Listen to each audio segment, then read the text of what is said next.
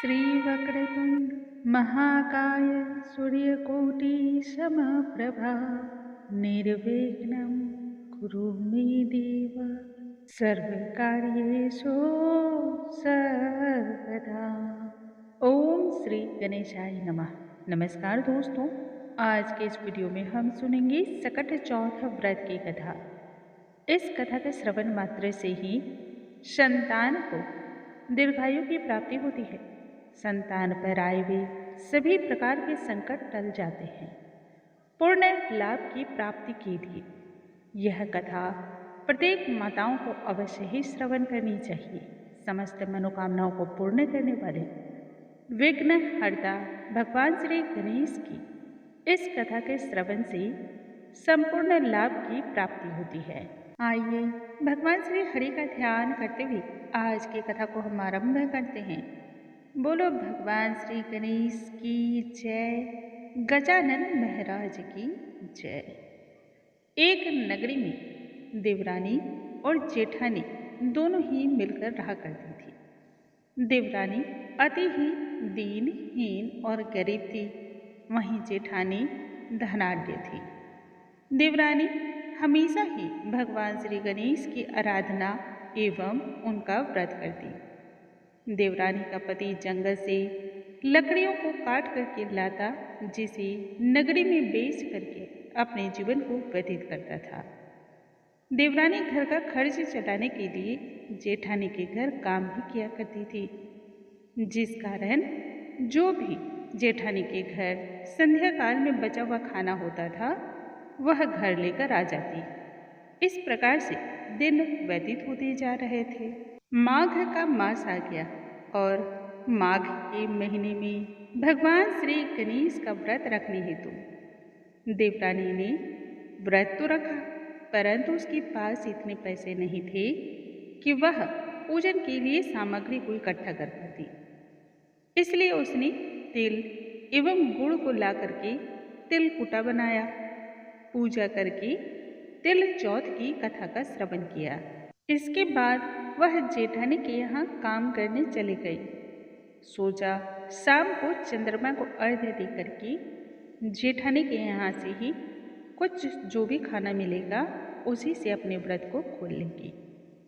शाम को जब जेठानी के घर खाना बनाया तब उसके जेठानी का व्रत होने के कारण सभी ने खाना खाने से मना कर दिया।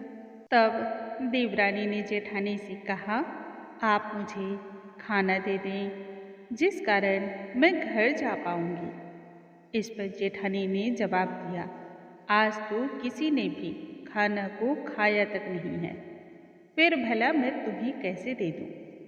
तुम ऐसा करना कि सुबह ही बचा हुआ खाना ले जाना। ऐसे में देवरानी बड़ी ही दुखी हुई और उसे भूख भी लगा था, परंतु वह घर ऐसे ही चली गई। देवरानी के बच्चे भी घर पर भूखे प्यासे इंतजार कर रहे थे। देवरानी का पति, बच्चे सभी आस लगाए बैठे थे कि आज तो त्योहार है, जब माँ लौटेगी तो बहुत सारे पकवान इत्यादि खाने को मिलेंगे। लेकिन जब बच्चों को इस बात का पता चला कि आज तो रूखी सूखी रोटी भी नहीं मिलेगी, तब बच्चे रोने लगे। देवरानी का पति भी बहुत अधिक क्रोधित हो गया। कहने लगा, दिन भर काम करने के बाद भी जब वह 2 रोटियां नहीं ला सकती तब ऐसे काम करने का क्या फायदा। देवरानी बेचारी बड़ी दुखी हुई और रोने लगी।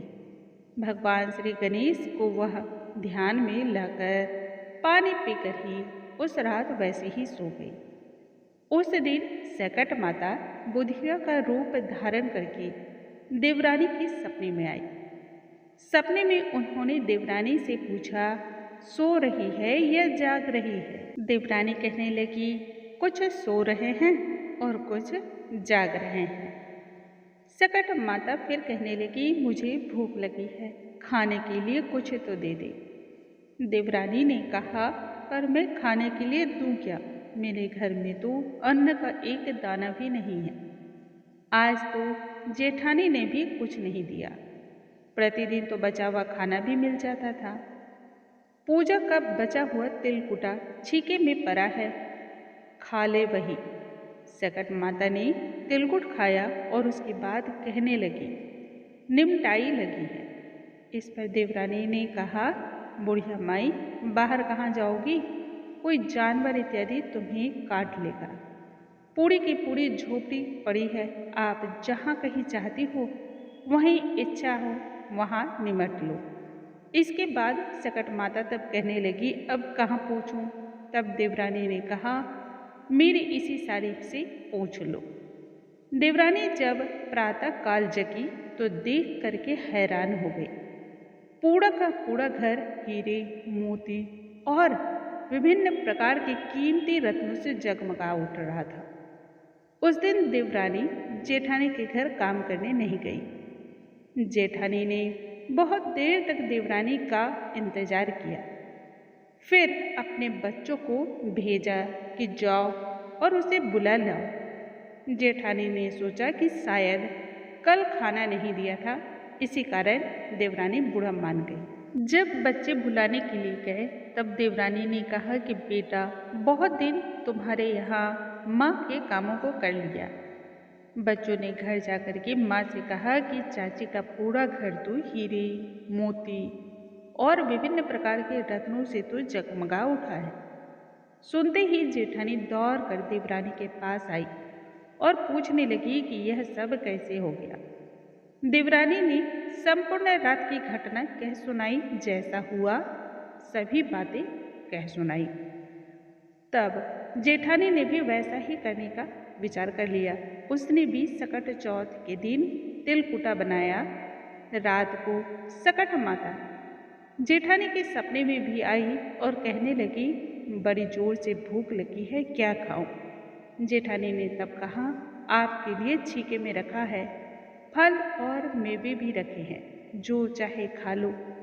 इसके बाद सकट माता कहने लगी, निमटाई लगी है। जेठानी बोली, मेरे इस महल में कहीं भी निपट लो। फिर उन्होंने कहा कि अब कहाँ पूछूं? तब जेठानी कहने लगी कि कहीं भी पूछ लो। प्रातःकाल जब जेठानी की आंखें खुली तो पूरे घर में बदबू फैली हुई थी। गंदगी के अलावा वहां तो कुछ था ही नहीं। हे सकट माता, जिस प्रकार से आपने देवरानी पर अपनी कृपा बरसाई, वैसा सभी पर करना।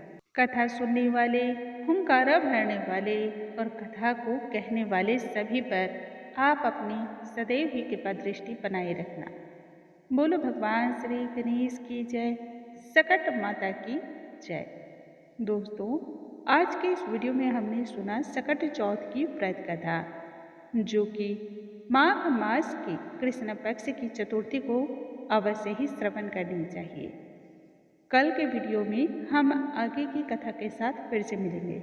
यदि आज का वीडियो आपको पसंद आया हो तो चैनल को लाइक, शेयर और सब्सक्राइब करना बिल्कुल ना भूलें।